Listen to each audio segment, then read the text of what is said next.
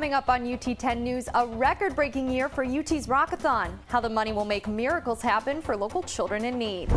And finding the balance between earning and learning, the effects of working while attending college. Plus, Zach Johnston takes us out to the ball game for an exciting matchup on the diamond as the softball team look to crush the Falcons. Your news in 10 minutes starts now. Thanks for joining us. I'm Madison Humphrey. And I'm Alexandria Altweiss. UT students dance to make miracles happen for local children. That's right, Alex. Saturday's Rockathon raised a record-breaking $161,000 for Mercy Children's Hospital. UT 10's Taylor Haney joins us live. Taylor, what can you tell us? Madison and Alex, that record-breaking amount is going to help save lives. For the past 17 years, the efforts of Rockathon has helped many families. Students and organizations participate in a year-long effort fundraising through raffles, donations, sponsors, and mini marathons. This money helps the hospital's technology stay to date so it can best serve the children. Even though we had wonderful doctors, it's these students that saved my daughter's life. For the past 2 years, Rockathon hasn't had the backing of the university due to its partnership with ProMedica, but that hasn't deterred students from continuing to put a smile on many kids' faces. Next year's goal is set at $170,000. Madison and Alex, back to you. Thanks, Taylor. According to Georgetown University research on employment, more than 70% of college students work while in college. UT 10's Rosalind Wickham reports on how earning while learning has affected some UT students. Academic advisors at UT recommend that students take 15 credit hours per semester. Some, however, juggle school and work with hopes of finding financial stability. Some students think the downside to this is the loss of a healthy social life. When everyone else was going to organizational meetings, I had to go to work, and by the time I came back, I was just very exhausted. While there are some who handle work and school with ease, for others, their schedules can be hectic. Some students have experienced dropping classes in order to not feel overwhelmed. Last semester I was taking 12 credit hours, and it was a lot of work. So I dropped down to 9. The Office for Experiential Learning and Career Services here at UT recommends that students who are taking a full-time course load apply for jobs that are on campus. This is because on-campus employers can offer students flexibility that other jobs just cannot. I'm Rosalind Wickham for UT 10 News. And UT's College of Nursing is moving up in national rankings.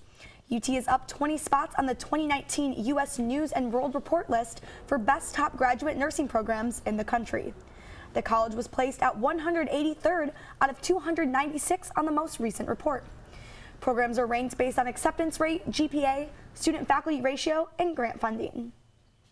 I know that I'm getting the best education that I can receive, and then the patients that I treat will have the best care that I can possibly give them.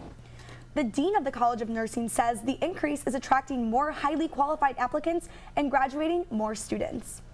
And a Toledo graduate continues finding success with her first language over the airwaves. Linda Pera says the Spanish language radio show on 96.5 FM Nuestra Gente is a hit. The show has received tremendous feedback.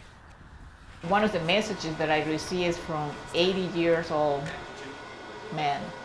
He said that thank you for making his dream come true.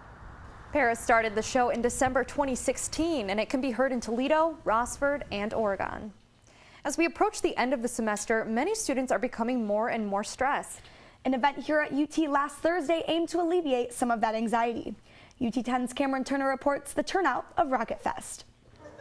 UT's campus activity and programming teamed up with Interfraternity Council to create the very first Rocket Fest. The Student Union Auditorium was filled with live performances by Chloe and the Steel Strings and more.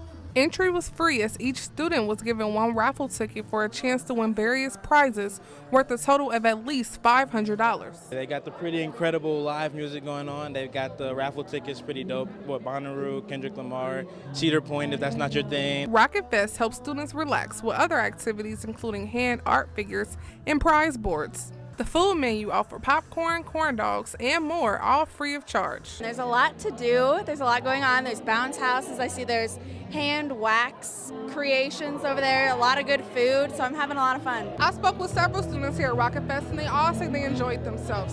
They look forward to seeing what the event may bring next year. I'm Cameron Cerner for UT 10 News. UT students don their masks to bring different cultures together. UT's International Student Association held its 42nd annual International Dinner on Friday. ISA rolled out the red carpet for attendees to enjoy the night. It was a sold-out show as people showcased different dances from their countries. I just really like how different it is, and definitely on UC campus, this is really it was a great time to experience some new cultures and stuff that I really hadn't experienced before. Students also had the chance to eat foods from different countries. ISA President Jose Valoria says there are more than 2,000 international students at UT. UT's College of Law opened its doors to prospective students on Saturday. More than 100 students attended mock classes and tours to see what UT Law has to offer. Faculty say it's their second largest day next to orientation. I came and visited a few weeks ago and was really impressed by how friendly everyone was and how much everyone wanted to get to know me and wanted to introduce the school to me, and so I came back for the Admitted Students Day. Law Dean Ben Barrows says UT students are in demand across the country. Hundreds gathered Saturday at the University of Michigan with a goal to reform federal, state, and local marijuana laws. Music and heartfelt speeches filled the air at the center of University of Michigan's campus for the 42nd Hash Bash. Legalized 2018 was the headline as people of all ages came together to advocate for and protest the use of recreational use of pot. Why can't people smoke at 21? Because pot's so much better. It helps actually prevent cancer. I know people who would die if they didn't ever try it because it helps, make them feel better and puts them in a better mindset. Recreational use in Michigan will be put on the ballot again this fall.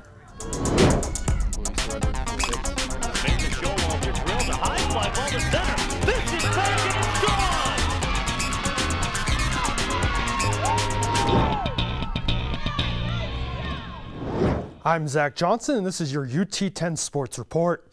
It was a busy weekend on the Diamond. The baseball team was in action against the Ohio Bobcats at Scott Park. But first, the softball team took on the Bowling Green Falcons in a doubleheader as they continued MAC play.